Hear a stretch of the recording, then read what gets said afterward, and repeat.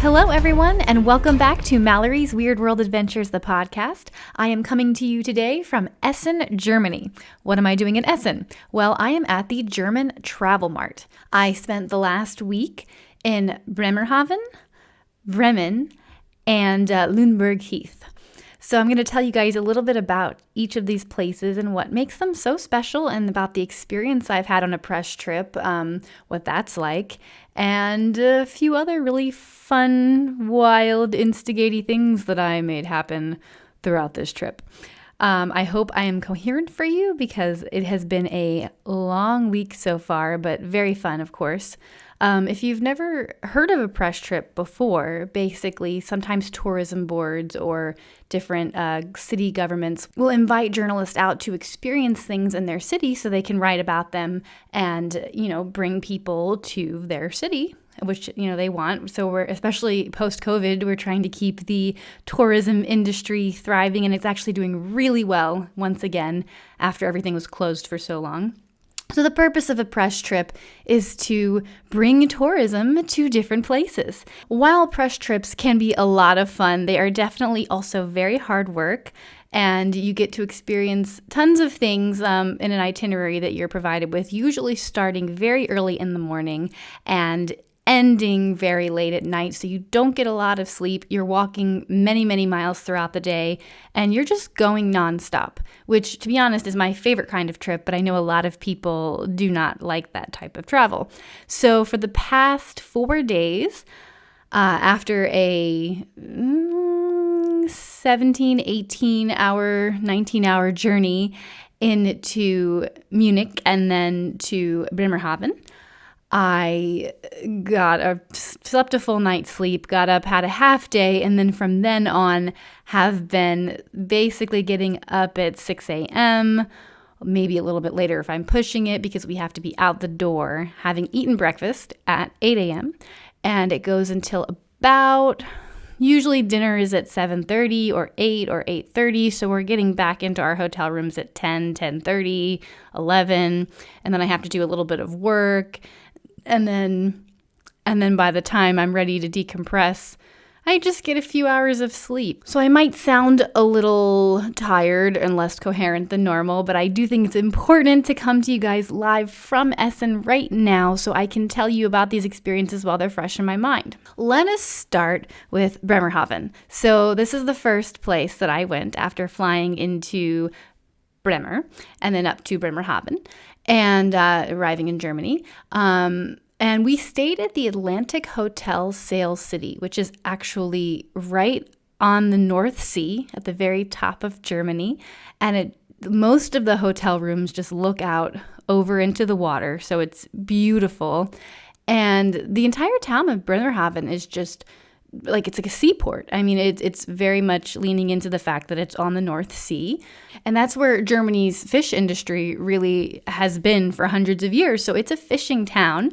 And naturally, there's boats everywhere. There's restaurants on the water. But even more than that, it's an incredibly sustainable, eco-friendly place, as is most places in Germany, honestly. Germany is pretty much the only place that I've been to recently, or at least that I work with, that really pushes sustainability, and they don't promote any place that does not practice these standards. So when you go to Germany, everything is eco-friendly. They're very serious about that, and they're continuing to transform and do better and try to make a difference in the world, which is actually pretty incredible. And Bremerhaven is definitely no exception there. Neither is the Atlantic Hotel Sail City. And a lot of the places that we saw were focused on sustainability. So the first day that I got to Germany, we went up to the fish ports to see where all the fishing action takes place. So that was pretty interesting. They definitely have come a long way. We got to see the history of how it started a couple hundred years ago and the actions they're putting in to keep the fishing there sustainable now. And what I really liked about it, honestly, is they've turned this area into this cute little charming, seaside port for people to come. And it's a lot of local families that come there and get to, get the fish that are fresh caught there, that are prepared there. It's all very local. And you get to see all of these cool little fishing shops, the places where you can see where they catch the fish, you see where they're selling the fish. And more than that, I mean, it's just this cool little small town atmosphere, which is what I love about Germany. Even though we're in a big city in Bremerhaven, there's this cute little nook where you kind of get to feel like you're in a small little fishing village. So they kind of still held on to that history and what it was, and it's very charming. It was definitely a cool place to visit. And then we went from there to the Immigration Museum. And it's really funny because, I don't know, I think all of us were thinking, why were we going to an immigration museum? What's at an immigration museum? What do I want to see here? I mean, it was kind of described like the museum that is in Ellis Isle at New York, but, in Germany, about why people were leaving Germany and coming to Ellis Isle, or to other places too. But the main focus was coming to New York. And I don't think any of us really expected much, to be completely honest. And then we walked into the experience in the first room, and we were like, oh. I mean, all of a sudden, the whole experience just gets amped up to this next level, and everyone is so immersed in, because the production value. Now, one of the representatives that was with me was telling me that this museum, before we went in, he was saying this museum really pulls on your heartstrings and is dramatic in kind of an American way. They're all saying that, the German museums are very cut and paste across the board, but they were saying that American museums, they're made to make you feel empathy, and it's drama. And, I got it, but then I got it when I walked into that first room, and they kind of recreate this scene where it's dark and there's people lining up to get on the ship to leave Germany. And I mean, they recreated in this room, like there's a little pier and there's the boat, and it's kind of like put into the wall, and there's an actual water system where the water should be, and there's mannequins all looking up at the ship. People are waving goodbye. People are waiting to line up on the ship. And for half a second, they looked like real people. I mean, it was very well done. And it took me a second to realize that they're not real people and that they were, in fact, mannequins. And I mean, it just set this dramatic scene, and instantly every journalist has their camera out. They have their video, their video cameras out, and everyone's walking through just trying to get as much footage as they can, because the production value is just incredible. And they really paid attention to every detail, the sights, the sounds, everything, to make you feel like you're in this scene. So it did tug on your heartstrings, and you're immediately kind of drawn into this like it's a movie or you're in a play. And they actually give you these little cards, kind of like the Holocaust Museum did in Washington, D.C., where you have a person that you are for the day who left Germany, who left from Bremerhaven to go to Ellis Isle or another port, but I think most of them were Ellis Isle. And it had their name. And then the next room, you're going through, and it's like a hall of records that's situated like a library, but on a boat. And I mean, it's like the 1890s. I mean, it was so immersive, like I said. And you find your person in this hall of records, and that's again, looks like a library on a boat. And you can pull out this phone and listen to your person's story and how it starts in this first room when they're leaving Bremerhaven and why they're leaving Bremerhaven. And then you continue to go through. You actually walk back through that first room and go up onto the ship. So you walk up the dock into this fake ship, up to the next level. And on that level, they've recreated what it would be like for the different classes of passengers on this immigration ship.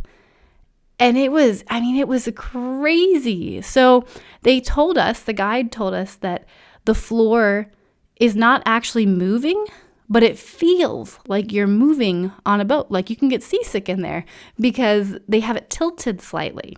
You're trying to recorrect it with your body, and then, you kind of start to sway, and then it's like you're actually on a boat.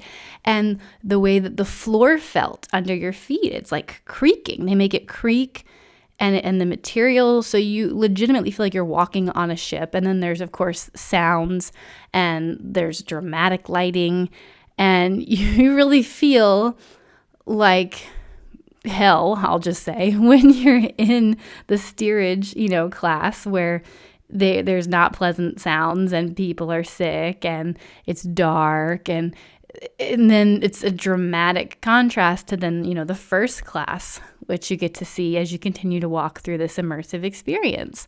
And then it takes you to a room where you can actually answer questions like you're immigrating and seeing if you can make it through based on how you look and, how quickly you answer these questions and how you answer these questions. And you get put into these cells where you can then hear more about your person and their story. And then it kind of winds up taking you all the way through.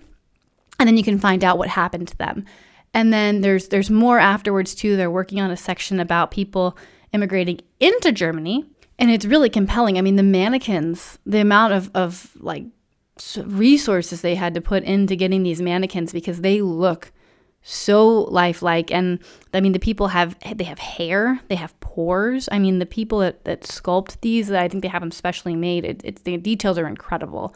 And then it continues to go down to life in America, and it kind of recreates scenes from the early 1900s and what it would be like in a deli, and kind of talk more about, how a lot of people started delis. And it was a very, very wonderful experience. And I can honestly say I was blown away just by how interesting they made this topic, because I mean, people don't really think I'm going to go to an immigration museum or they don't say it with excitement. But I mean, this literally, it had me excited. It really did tug at your emotions and make you feel like you're immersed. And it was fun in a way. I mean, to get to live through that. And it hits the point because you're learning what these people went through, and it was tough, and you get to experience it, but in this really cool and exciting way.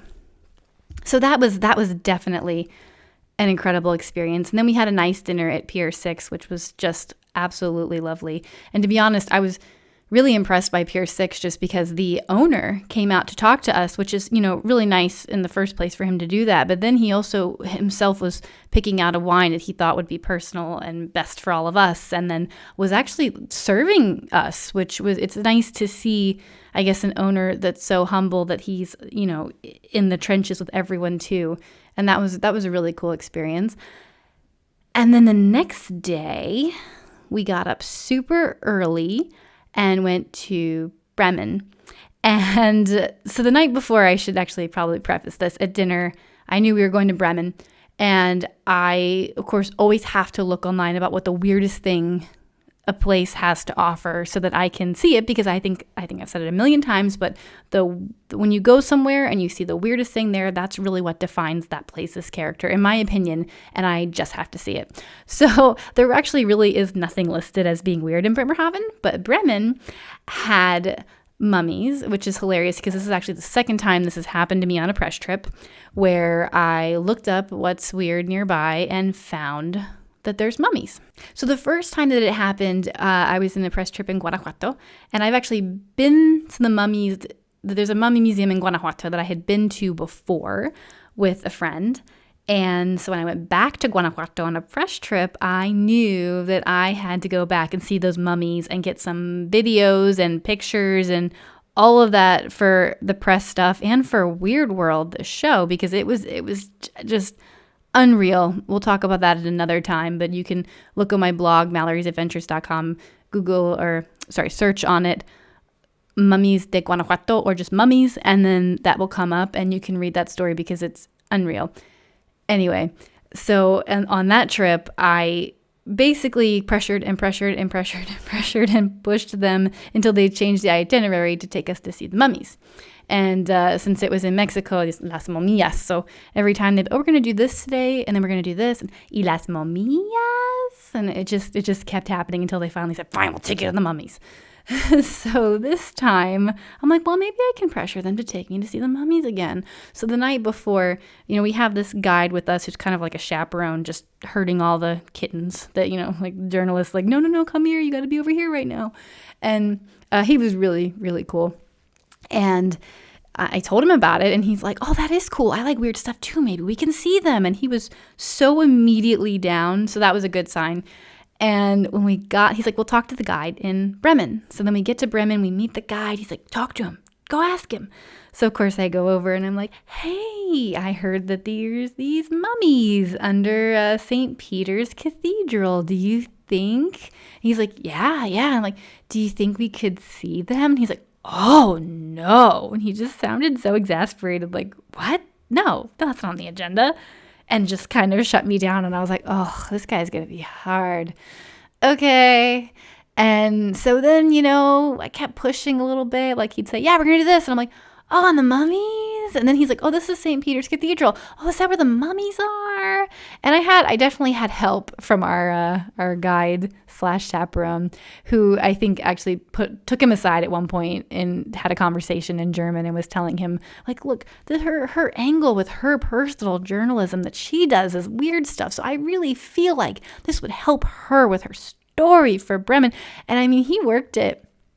And so I guess they had their whole conversation. And meanwhile, I'm accidentally rallying the troops over here because now everybody else on the press trip is talking about the mummies. And they all want to see the mummies too. And again, this is what happened the first time too. So I'm just trouble, I guess.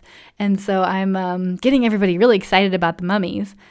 And it got to a point, I think, where close to lunch, he kind of pulled me aside. He's like the guide for Bremen, and he's like, hey, come here. At lunchtime, I checked, I reached out to people, and the mummies are open. So they're all going to go out to lunch, and we're going to sneak off and go see the mummies. But don't tell anybody anymore. Just don't talk about it because it's just going to be secret because we don't have enough time to take everybody to see the mummies. And I was like, yes, thank you.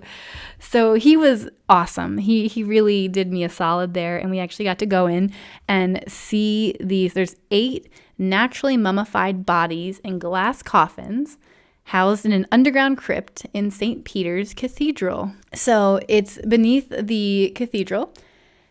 And they originally believed that the bodies sometimes that they couldn't find, the families for, or that they needed to store, were kind of put under the church because it's a holy place. And they originally believed that these bodies were resting there for that purpose. And then that there was lead in the ground of the area that actually naturally mummified them. However, he said that they found out with further research that it was actually the way that they were sealed. They were so sealed off from everything where they were that it mummified them. And there was a soldier there that had a bullet wound in his back. They actually did x-rays on him because they originally thought he fell off a roof because of his face, because it looks a little surprised. And then after the x-rays, they realized he had a bullet hole in his back. And then there was also a husband and wife, and they were placed separately. And when we had asked, well, why are they so far apart from each other? One of the people that worked there made a joke like, oh, well, their marriage wasn't doing well in life, so they wanted to be separated a little bit at death.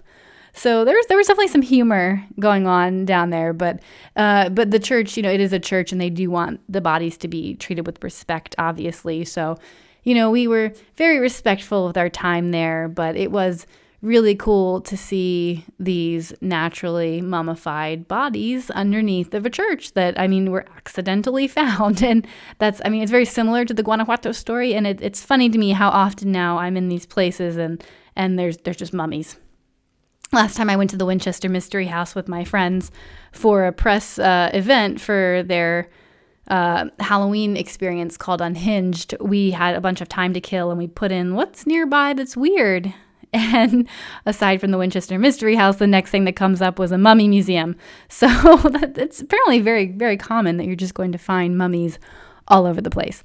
Anyway, so that was very exciting. There was also just this charming, gorgeous, wonderful city center in Bremen. One of the things I love about Germany is their city centers are really, at least a lot of the ones that weren't destroyed over time, are these beautiful, charming, still partially medieval, partially Baroque, partially Renaissance areas that have all been altered over time throughout the decade. But you can actually read the centuries of history and when the buildings were, renovated or how old they are. And it's something that's just consistent across a lot of Germany. And it's so beautiful. And again, I just love those houses with the super triangular roofs. And they have those down there too, like these taller buildings with those big triangular roofs. So there's actually this statue there called the Bremen Town Musicians. And it is a pride and joy for them. It's a bronze statue that is meant to be a tribute to one of the popular Brothers Grimm's fairy tales from that area. And it's 4 animals standing on top of each other. It's very interesting. And just like the Heidelberg monkey, which is in Heidelberg, it's a statue of a monkey holding a mirror. It has this legend and lore to it where you have to hold, so there's a donkey at the bottom and you have to hold his 2 front legs with both of your hands. And then make a wish. And then if whatever wish you make is supposedly going to come true. But you can't talk about it, kind of like blowing out the candles in a birthday cake. And if you only hold it with one hand, nothing's going to happen and you look stupid. So our guide had a really fun story about that. So that was something that was interesting too. And I liked the parallels between that and the Heidelberg monkey, because this is the second time I've been in Germany now where they have a statue that's supposed to bring you luck, that you can touch in a certain way and the luck comes to you, otherwise you look stupid. So that was actually a really fun thing to see. And then our guide also showed me where the last public execution in Bremen was held. And there's like a spot that doesn't have any information or plaque, but it's just a spot on the ground that they put a little metal grate on that kind of symbolizes, hey, this is where it was. So we had a lot of fun in Bremen, and I was really excited that I got to see my mummies. And then we went back to Bremerhaven, and we went to Climate House. So Climate House was it was cool. And that was something that when I looked up originally, I'm like, oh, I'm going to like this, because it's part art exhibit in a way, part science museum. And it commemorates this guy who went on a journey down this entire longitude line of the world. And he stopped in each major city and place down along this longitude line and lived with the people for a while, immersed himself in the climate, and then came back and created this museum for it. And so there's a room for each of the cities he visited along the way, and they recreated in each of these rooms the climate of that place and the feel of it, so you can feel what it would be like to be immersed into his story. And again, I mean, this is another one of those museums that pulls on you and it immerses you in. I mean, it was a really incredible experience. There was a room where, you are going to Antarctica and it's -8 degrees Celsius. They make it really cold in there, and you're walking through and there's the snow and there's a tent, like you're a researcher in the tent. And there's Africa when you get to the part of the Sahara Desert in Africa where he was, they create this room with the dried sand, and it's humid and it's hot, and if you spend too much time in there, you're going to start sweating because it's really humid and hot. And then he plays videos from the people that he met along the way, and it was a really amazing experience. And of course there's parts where you can play and get involved and cross a rope bridge and then jump back across on the rocks.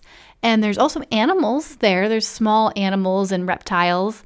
So that was pretty cool to see. I mean, it was just, again, this immersive experience. I've never been so drawn into a museum before, because it's not just a cut and paste, okay, read about this.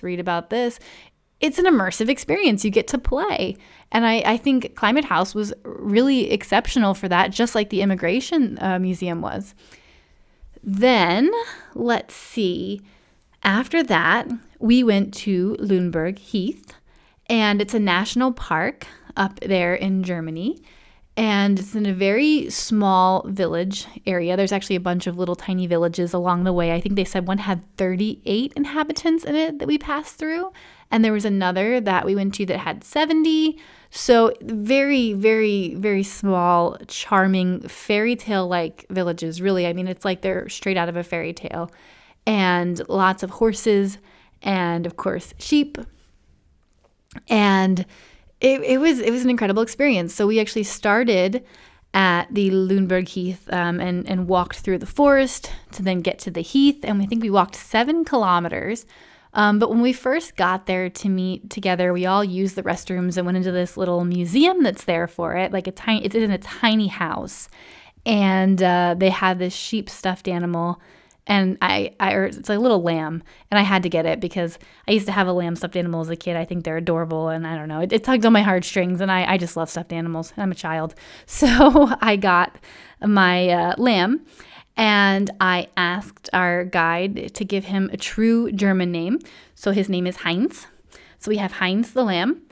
And we had started walking, we went to the place, we did that, we started walking. So I just kind of put him in my scarf because it was really cold. I was wearing a scarf. So it was kind of like a papoose. So he was hanging out with me for the day, and people couldn't seem to get enough of it. So then all of a sudden everybody, on the trip keeps talking about Heinz, and he's a whole discussion, and everyone gets involved in his naming, and, we're walking through and everyone just giggles at Heinz.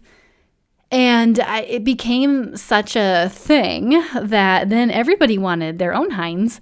So the other guide from the local guide from Luneburg Heath actually had to go back that night and get different sheep, get a bunch of sheep for everybody to bring back the next day because everyone wanted their own Heinz. And our guide, he had one he specially got. And I told him it needed to have an American name since mine had a German name. And so we named it Sam because we weren't sure about its gender at the time. So it could be either or both. Sam could be non-binary. Sam could be a guy. Sam could be a girl. So he had Sam. I had Heinz. And it was quite the experience. And if I do say so myself, a lot of people eat sheep up there. There's a lot of sheep sausage. And I have to say that Heinz guilted a lot of people that day that were eating sheep because I don't eat sheep. I don't eat lamb. I just don't. But it was more like the joke that he was just sitting on the table and they're all eating their sheep sausage and I covered his eyes. And and then our guide stopped eating sheep because he was traumatized. But anyway, it was quite an experience. It was a lot of fun. The heath up there is absolutely beautiful. There's something so elemental, I feel like, in being in these old European countrysides, and it was really wonderful. We had a nice, delicious meal in a very small town there, or village, I should say, very small village. So we took a carriage ride to a different hotel where we had some nice coffee, and the horse carriage ride was really, really just incredible and fun. And it was really cold though. I mean, it's a very cold spring right now in Germany. And then we made it back. And today, before we left to come to Essen for the German Travel Mart, a sheep herder came to greet us with his 500 to 600 individual sheep who we could hear off in the distance. We were at the hotel. It was really funny. And you can just hear them like, meh, but I mean like screaming from afar. And as they approach and you watch them get bigger and bigger and bigger until all of a sudden the hotel is just being swarmed with sheep. And it's an outdoor kind of like a campy kind of hotel. Like they call it a camp, but it's really kind of like a motel style feel, but it's very like nature-esque, like you're camping, and all these sheep just swarm the courtyard. And it was really awesome, actually. They're all running around. At one point I was in the middle of just this sea of sheep. And there's the sheepdog who's running around them and moving them through, and the shepherd who's dressed so traditionally. And it was a really amazing experience to get to see the sheep up close and watch the sheepdog do his work and the shepherd. And I think the best part was I was worried about them, farming these sheep. What are they being farmed for? I hope they're not making sausages out of them. And luckily, those sheep were specifically just for, land control. So they're just eating the vegetation and keeping the grass and the heath nice and clean, so those sheep have a good life. Flash forward a 3.5-hour train ride later, and we are now in Essen, and I am exhausted, but I'm very fulfilled, and I'm excited to explore Essen over the next few days in the German travel mart, and I can't wait to tell you guys all about that too, but that's going to be on the next episode. So stay tuned. I hope you enjoyed hearing about Germany, and I will update you all soon about what it's like in Essen. Until then, stay weird.